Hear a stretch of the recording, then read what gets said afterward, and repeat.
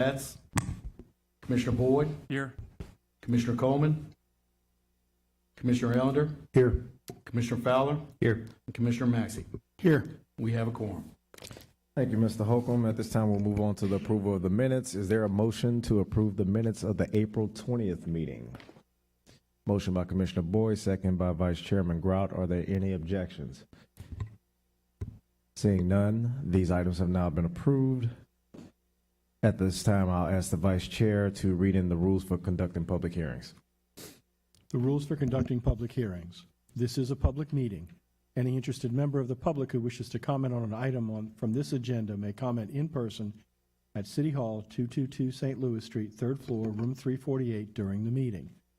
Members of the public desiring to speak on a particular item should refer to a meeting agenda and complete necessary information prior to the meeting by filling out a request to speak card indicating which item you wish to speak and place it in the designated location prior to the meeting. Applicant and applicant's representatives for the proposal will speak first for a total or combined period of not to exceed 15 minutes. Proponents will speak and then the opponents. Each speaker will not be allowed more than 3 minutes. Speakers are requested to limit their remarks by avoiding duplication in their presentations. Applicant will be allowed a total period of 5 minutes for rebuttal. Opponents will not be allowed to rebut.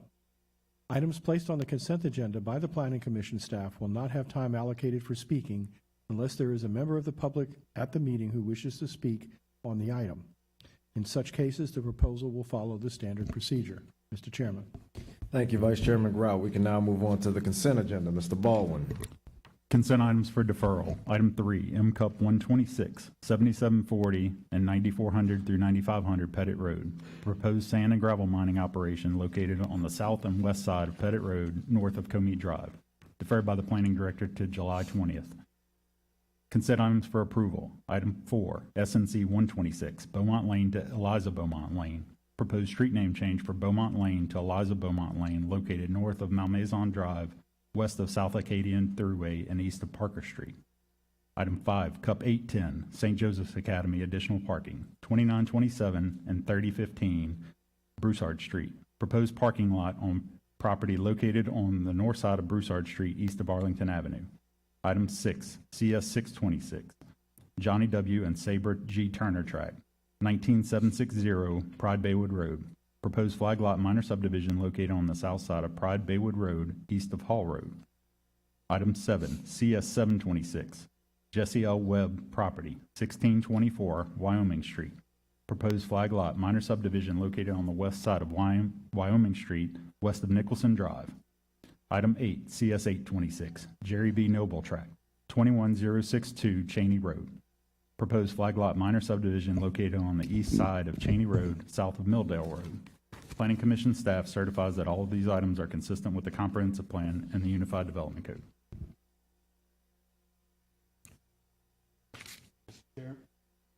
Mr. Chairman, we have a speaker card for item 5, conditional use permit 810 St. Joseph's Academy. This item will be taken off the consent agenda and heard in regular agenda order. Thank you. Commission members, you have heard all the items that have been placed on the consent agenda that are to be taken with one vote. Are there any members of the Planning Commission who have an item on consent that they would like to be pulled and heard as part of the regular agenda? Do we have any members of the public present who would like to speak on any items that are on the consent agenda? Yes, sir. Which item would you like to see pulled?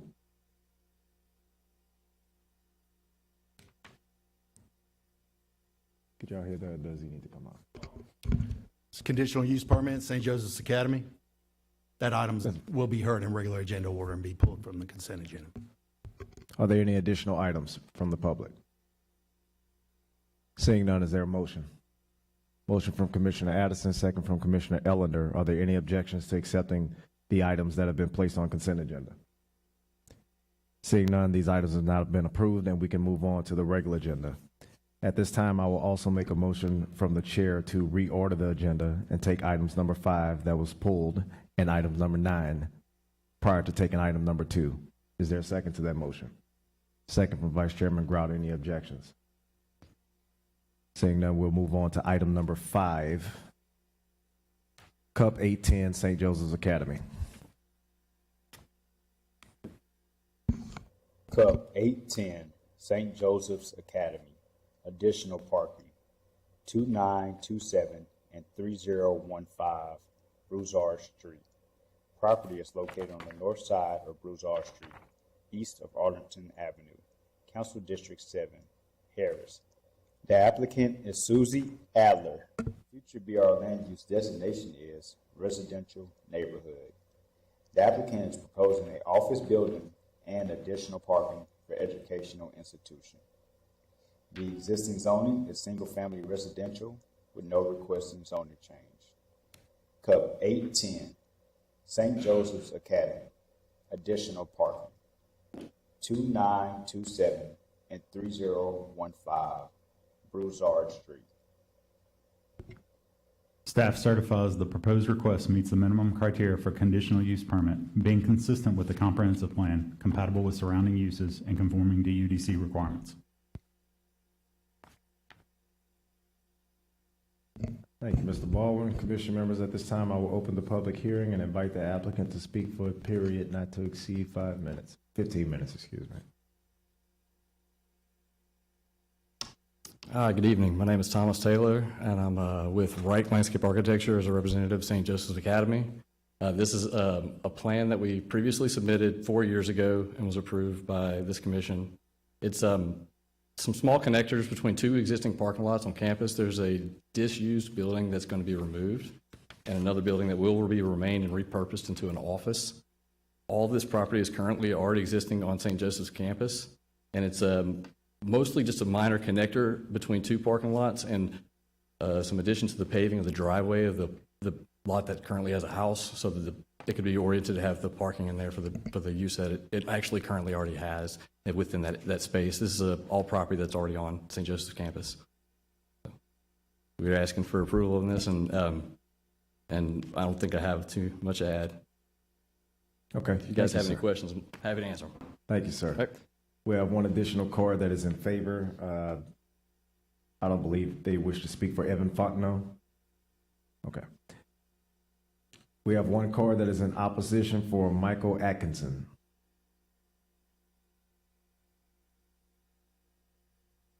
You have the floor for 3 minutes, sir. Good evening. My name is Michael Atkinson. I'm a resident who lives directly next to St. Joseph's Academy, where the proposed parking lot expansion will be built. I strongly oppose the plan going deeper into our neighborhood. Although the proposal shows parking being built around an existing house, St. Joseph's already has taken so much from the neighborhood. This is not just about one property. This is about the continued expansion of institution into a residential neighborhood.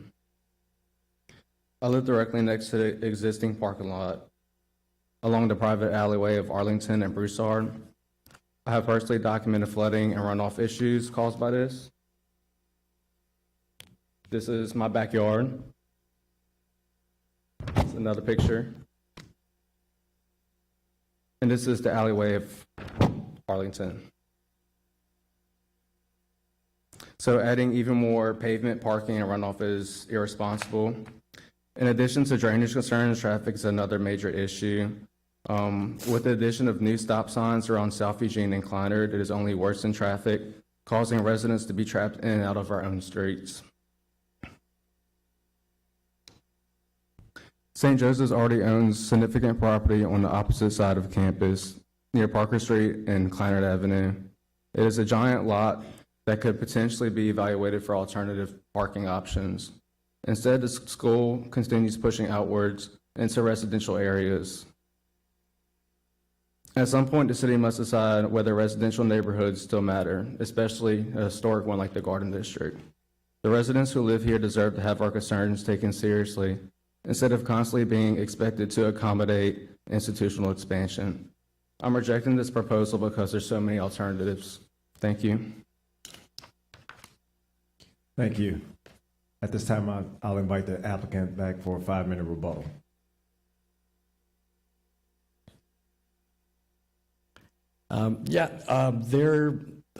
This property that we're trying to develop here is actually not an expansion of property into the neighborhood. It's only 28, 29 parking spaces. I can't actually recall what it was on the plan. But it's, they're going to remove a building that they're not using and connect it with a driveway. There's no expansion further away from campus. This is all property that is centrally located within campus and is actually completely surrounded by other parking lots already. So that is the position that this is located in. So it's not going to expand any farther, and it's just located centrally within campus. Okay, thank you, sir. At this time, I'll close the public hearing and invite any questions, comments from the commission. Commissioner Ellender? I was make a motion to approve. There's a motion on the floor to approve this item from Commissioner Ellender. I believe that motion receives a second from Vice Chairman Grout. Are there any objections or any further discussion? Seeing none, that item is approved. At this time, we will move on to item number 9, Wireless Tower 226, Verta Verizon Wireless Facility.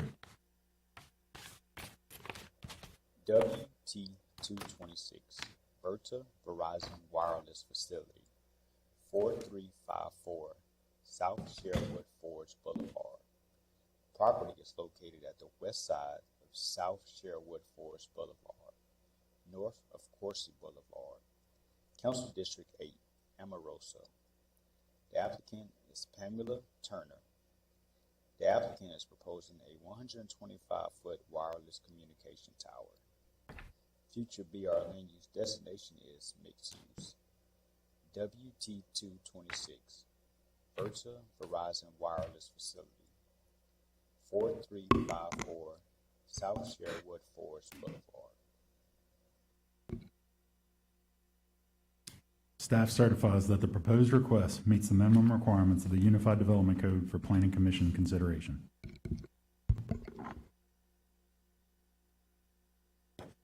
Thank you. At this time, I'll invite the applicant, open the public hearing and invite the applicant to speak for 15 minutes.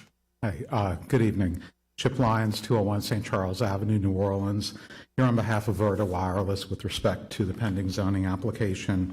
Verta would be constructing this tower so that Verizon can locate its equipment on the tower to meet coverage and capacity needs in this area. The tower also would be designed to allow up to 2 additional carriers in addition to Verizon to co-locate their equipment on the tower, so it would have room ultimately for 3 wireless providers. The property is zone rural, but the property and all of the immediately adjacent properties are used for commercial purposes.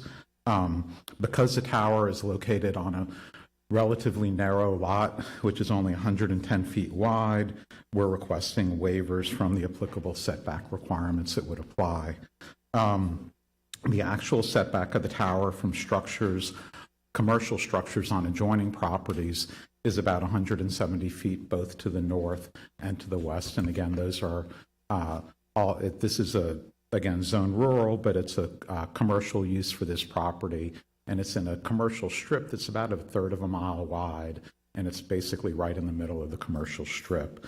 The nearest residence is about 850 feet away from the proposed tower, so we certainly don't expect any adverse impact on those residences. And again, by providing additional cellular and data service in the area, we think having this tower there would be a benefit to the surrounding neighborhoods. We don't have any issues or comments with regard to the staff report and would respectfully request your approval of this matter, and certainly happy to answer any questions you may have. Thank you. Thank you. Mr. Holcomb, have we received any additional speaker cards for this item? Mr. Chairman, there's no additional speaker cards and there's no opposition to this item. Thank you. At this time, I'll close the public hearing and invite any questions, comments, or motions from the commission. Motion to approve? There's a motion from Commissioner Maxey to approve this item. That motion receives a second from Commissioner Addison. Any objections or further discussion? Seeing none, that item is approved. Commission members, we will now move on to item number 2, Plan Amendment 226, Plan Baton Rouge 3 Small Area Plan. Item number 2, Plan Amendment 2-26, Plan Baton Rouge 3 Small Area Plan. The plan focuses on the downtown historic core of Baton Rouge, generally bounded by the Mississippi River on the west, Oklahoma Street, Nicholson Drive, and Myrtle Avenue on the south, and the Canadian Pacific Kansas City Railroad corridor to the east, Choctaw Drive and the adjacent rail spur extending towards North Street on the north, returning to the Mississippi River. Council District 10, Coleman. This plan focuses on the Baton Rouge downtown core and city center. This item will adopt Plan Baton Rouge 3 and amend the community design and neighborhood element of future BR to reflect the adoption of the plan as an official small area plan. Plan Baton Rouge 3 identifies land use, transportation, economic development, cultural, health, and safety action to enhance the character of the downtown core while respecting the area's role in development and history of Baton Rouge. Staff recommends approval, considering consistency with the comprehensive plan and the public engagement process utilized throughout 2025 and 2026. Thank you, Director Holcomb. At this time, I'd like to recognize Eric Dexter, Vice President of Civic Leadership Initiatives at the Baton Rouge Area Foundation. Mr. Dexter, thanks for being with us here this evening. Thank you for having us. Thank you, Mr. Chairman, Director Holcomb, members of the Commission, Councilwoman Coleman as well.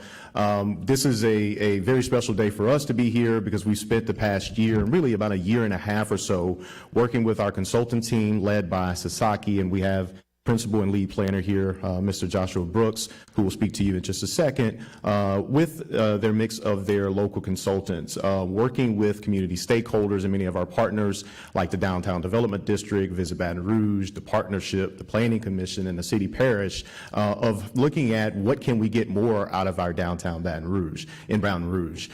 We are coming off the successes of Plan Baton Rouge 1 and 2, which one started in 1998, and then Plan Baton Rouge 2 going back to 2008, 2009. So we've gone 15 years or so without an update to our comprehensive master plan in the downtown area. But we know what we've seen with the successes of Plan Baton Rouge's 1 and 2, which have resulted in around $3 billion of a mix of public and private and philanthropic dollars in investment in the downtown area of what is the next phase and how do we plan for the next 10 to 15 years. And so what we have today is a final master plan that we're presenting to you for approval and adoption into future BR. It is about 148-page document, so we will squeeze as much as we can into a 10 to 15-minute presentation, but we'd be happy to answer questions after the presentation. I'll introduce Mr. Joshua Brooks, a Baton Rouge native, but as I mentioned, he's the lead planner and a principal with Sasaki, who will take you through the presentation. Thank you.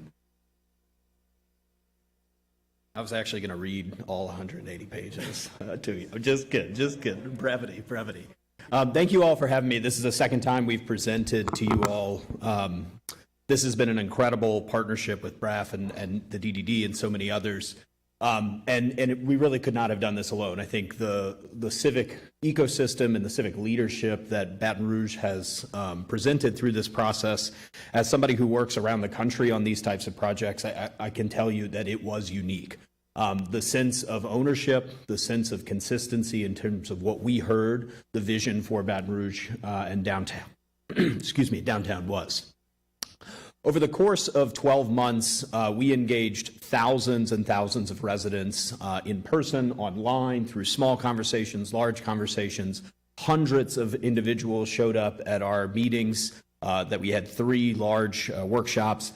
Thousands of people participated in our online surveys. And gave a very consistent message around what they thought the opportunities and constraints of downtown Baton Rouge were.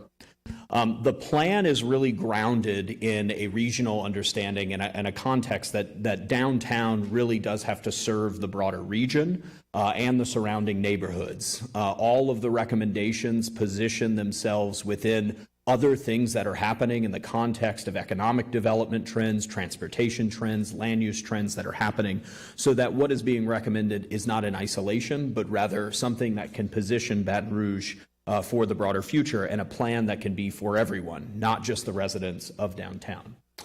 The plan is really grounded around a notion of strong community connections, something that positions quality of life infrastructure, economic development, land use regulation around a central vision for a downtown that is better for all. At the same time, it really does position downtown as a riverfront city and really does position key recommendations around how to better utilize the riverfront that we have. Now, this has been a central theme throughout conversations, and there have been other plans. I think what distinguishes this plan is a series of very pragmatic and an outlined roadmap for how to make that happen. Over the course of the next 10 years, the plan recommends a series of things, prioritized recommendations, that would potentially bring in $10 million of additional sales tax revenue, $27 million of annual property tax revenue, create thousands of new jobs, bring thousands of new residential units down here, and does position a substantial amount of public investment. But all of that is centered on catalyzing private investment. And so this plan, while ambitious, is also one that is grounded in market realities. We conducted a comprehensive analysis that looked at 6 lenses of history, people, market conditions, the landscape, links or connectivity, and the neighborhood character. And those really grounded the recommendations that the plan ultimately makes. The structure of the 180-page document that Eric outlined really is centered around 6 overarching guiding principles. All of those guiding principles then lead to what we call big ideas, but really the vision statements. And then within those vision statements, there are very specific recommendations, about 80 in total, that are either physical projects, policy recommendations, potential partnerships, or additional programs that could be delivered.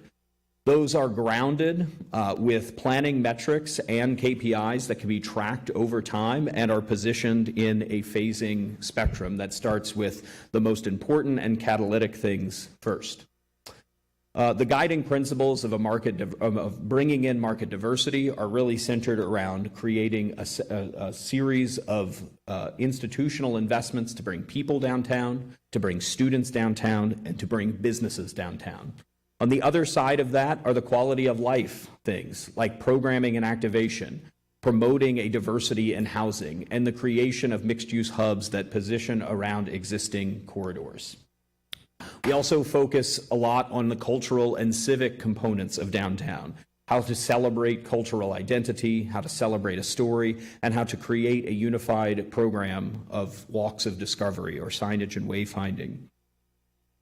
We also outline a series of transportation upgrades to create clear connections by redefining certain confusing intersections and circulation patterns, by stitching and weaving together recent and planned transportation improvements, and by creating transit-oriented decisions so that we're not just building a bus rapid transit line, but really doubling down on what that means to ultimately increase ridership.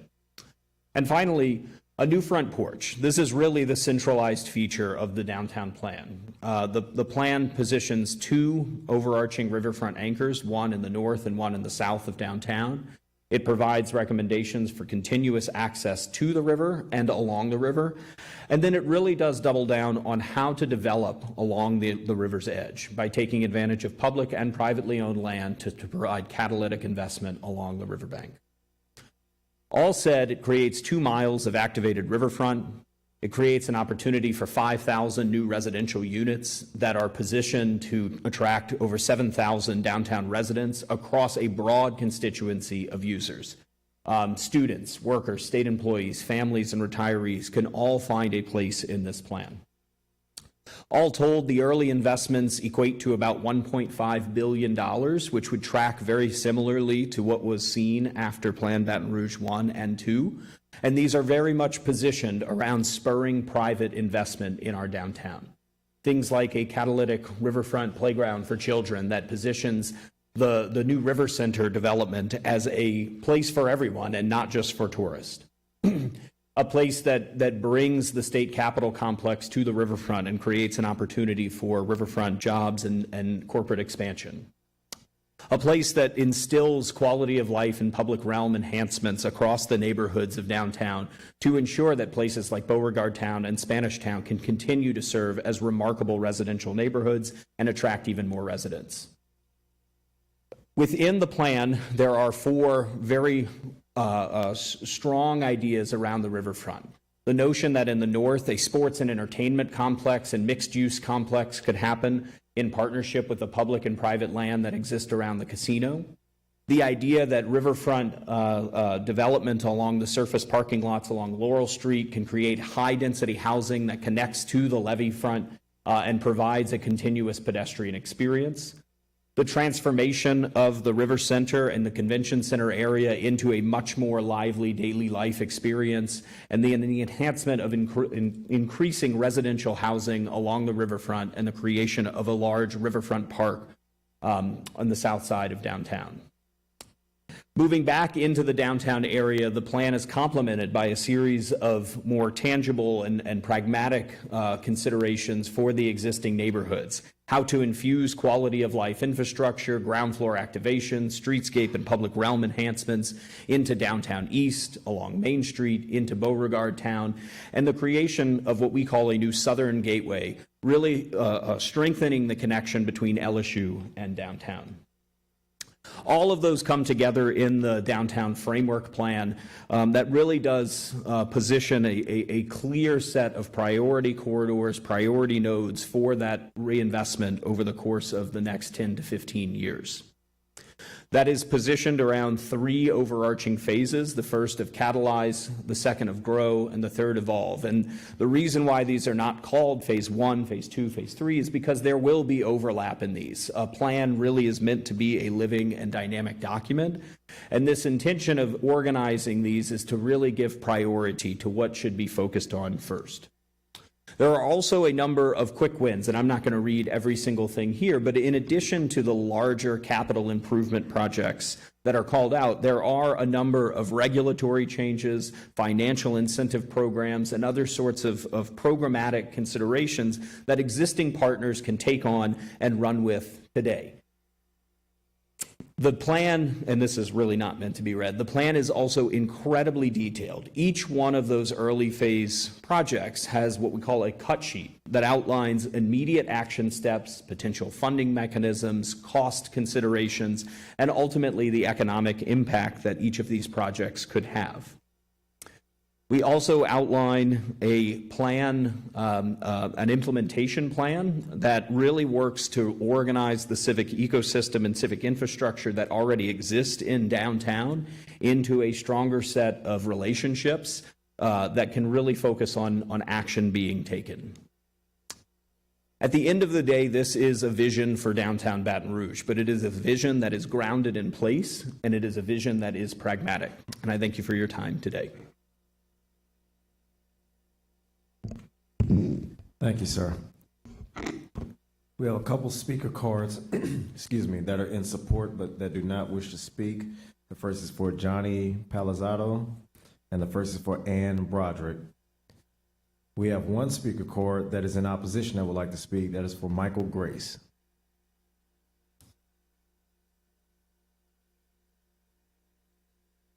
You have the floor for 3 minutes, sir. Good afternoon, everyone. I'm Michael Grace. I'm an attorney at Taylor Porter, and we have two important client considerations we just wanted to put on the record here today. One of our clients, G Road REO LLC, is an owner of a $12 million piece of property north of the Queen Casino downtown where the proposed sports complex is going, and just for the record, they would like to object to any sort of rezoning or proposed rezoning of that property for recreational use. We also represent First Presbyterian, who recently purchased for millions the block north or east of them in between the interstate and the existing church, which the plan has noted as N8. It looks like it is being proposed at least to be changed to residential, and they would like to object to any sort of rezoning or propose rezoning for that. And for G Road REO, just for the record, it is R6 on the map that they would like to object to any sort of rezoning, proposed rezoning for their property located there. Thank you. Thank you. At this time, I would like to invite Braff or Sasaki to address the concerns raised. Great. I'll take the first one, or really just in general, and then I'll ask Josh to chime in.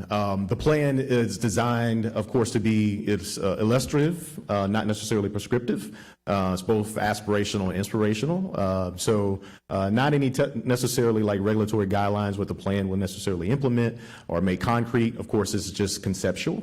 But we welcome many of our partners and downtown stakeholders and landowners to develop to make Baton Rouge, downtown Baton Rouge, as great as it can be. So we welcome any type of catalytic investment that will take place. I'll ask Josh to come up if he needs to add anything else. You good on that? Okay, great. Okay, thank you. And on that note, just to state for the record, I've taken a couple calls this afternoon on this, but this plan does not change the zoning or the ability to restrict any specific property from future development rights or entitlements that they have now. Comprehensive plans, and specifically this item, a small area plan, which is to be part of the comprehensive plan, are visionary in nature. They're aspirational documents intended to help shape long-term growth and community goals, not rigid regulatory maps or fixed site plans. Thank you for that additional clarification, Director Holcomb. At this time, I will close the public hearing and invite questions from the commission. Commissioner Fowler. So Director Holcomb, in plain language for First Pres, that means that their opposition to this, they're not going to be dinged at any for the new property that they purchased. They can still use it as the purpose why they bought it. That's correct. Both of the properties, made note tonight, we're not changing the zoning of the property. The zoning that they've always had, they will still have that zoning and development rights tied to that property. Okay, thank you. Additional questions about the plan? I wanted to know more about the water park. Are we, like, there's a water slide? In one of the slides, there was like, you had some sort of water feature that was, I've never seen that in any other, like, thriving city, a water slide. There's not a water park. I think the rendering you might be referencing is outside of the LASM, which is what's called to be a large-scale children's playground, not a water park. Okay, okay, I misunderstood Yeah. from the photo. The large slide. Okay. But yeah, All right. water park. Any additional questions about the plan from the commission? Commissioner Boyd. Just to be clear, one of the main things that you showed us tonight is this big sports complex. And from my understanding from the gentleman's comments or objections, that property is not necessarily available for that. Is there other options for doing that? Because that seems like a major part of this plan. Like, is there another, do you have a plan B for where that would go if it doesn't work out? Certainly, we would love to hear from the property owners what their plans would like to be. I mean, we want to lean into where the investment is going to come from both private and public investment they may happen. So we would like to do this in partnership with everyone here, but we would leave that up to each individual property owner to make that direction. Again, this is very conceptual in its design of what could be out of downtown Baton Rouge, but certainly not exactly how things are going to end up to 100%. So just to make, so I understand, I know I'm a little slow, but the people who purchased this property, it's expensive property, they obviously have some kind of plan for it already. So you say you want to do a partnership with them to produce this sports complex, but that may not be even on any of their plans. Yeah, to clarify, and I'm saying we as a lot of the folks that are, involved in the planning side of things, in partnership with what they want to do with their property. So we're not necessarily directing them on what to do with their property. This, again, was aspirational of what could be potentially, of course, based on a lot of the feedback that we got with the thousands of surveys and, of course, with Sasaki's expertise of what they're seeing in trending in downtowns across the country. But we're certainly going to lean on, first and foremost, what the property owner wants to do with their investment. Okay. Thank you, Mr. Dexter. Does that answer your question, Commissioner Boyd? Any additional comments, questions on the plan from the commission?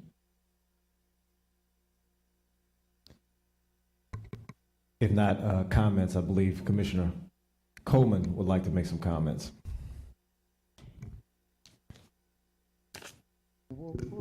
Okay, here we are. I say great evening to everyone. And your question there regarding other folk property, I know that they ought to know better. than to think that telling other folk what they can do with their property. Isn't that right, Eric? Yes. Yeah. And so, first and foremost, I want to thank the different entities.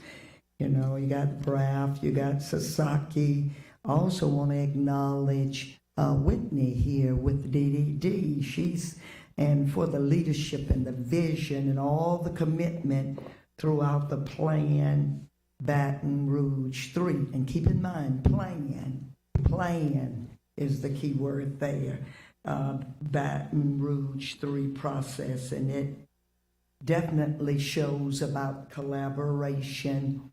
And so I want the attorney that came up and talked about the folk that he's representing, I want them to make sure that you'll have a conversation with Plan BR here so that, but a lot of work have gone into this and true collaboration, and the community stakeholders and the residents and the business leaders and the neighborhood groups and the everyday people has been a part of this, the public partners, and just would not have gotten to this point without all of the many meetings and conversations that have been had. And so today is just about it's not about a plan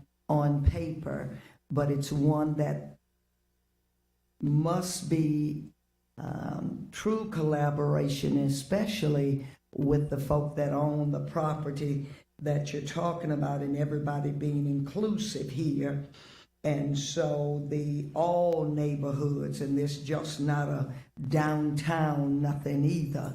So all neighborhoods, and so Plan Baton Rouge 3 and other things that are coming about will be true collaboration and connecting South Baton Rouge with North Baton Rouge, and that is of utmost importance. And so just grateful for this one step investment that's being talked about and put before us to move the Baton Rouge region and the parish and the city, downtown and all of the other, North Baton Rouge and all of the others, and District 10, for sure, forward together. And so with that being said, and so a lot of this is still a little fluid, isn't that right, Eric?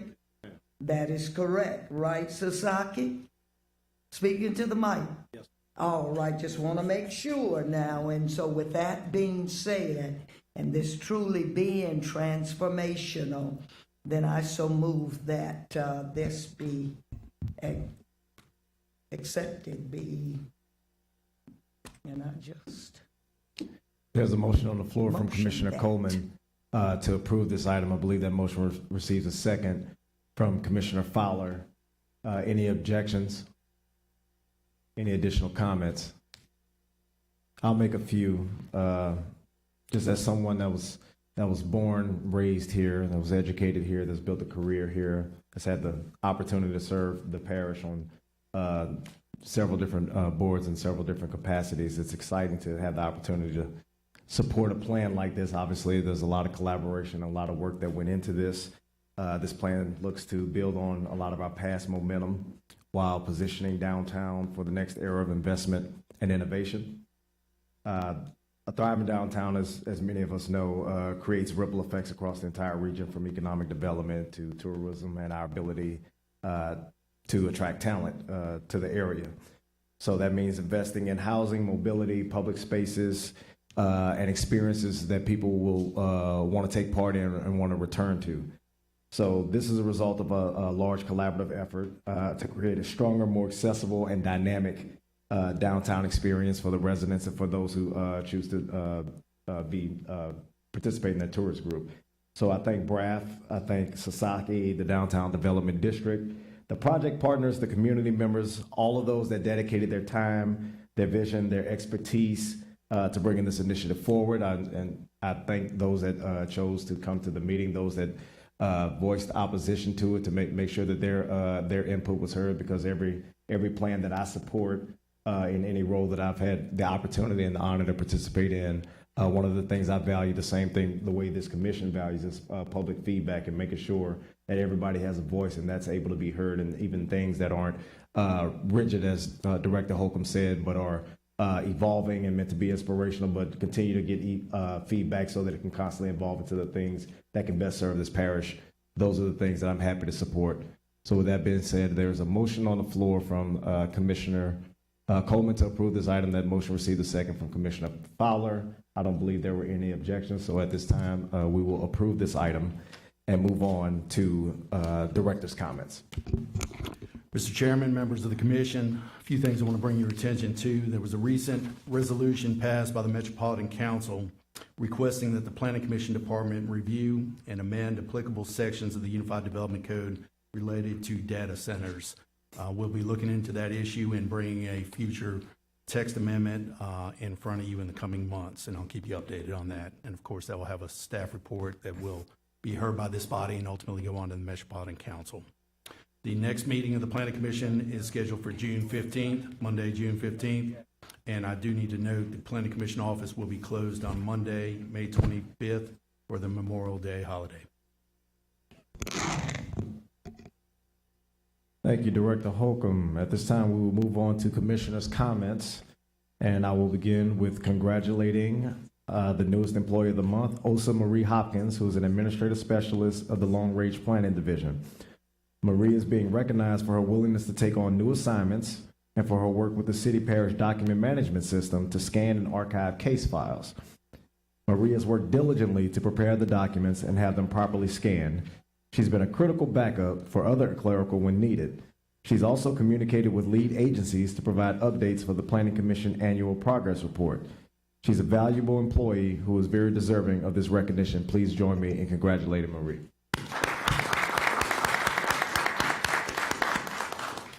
Are there any additional comments from the commissioners? If not, is there a motion to adjourn? Motion from Vice Chairman Grouse, second from Commissioner Fowler. Any objections? Seeing none, this meeting is adjourned. Thank you all.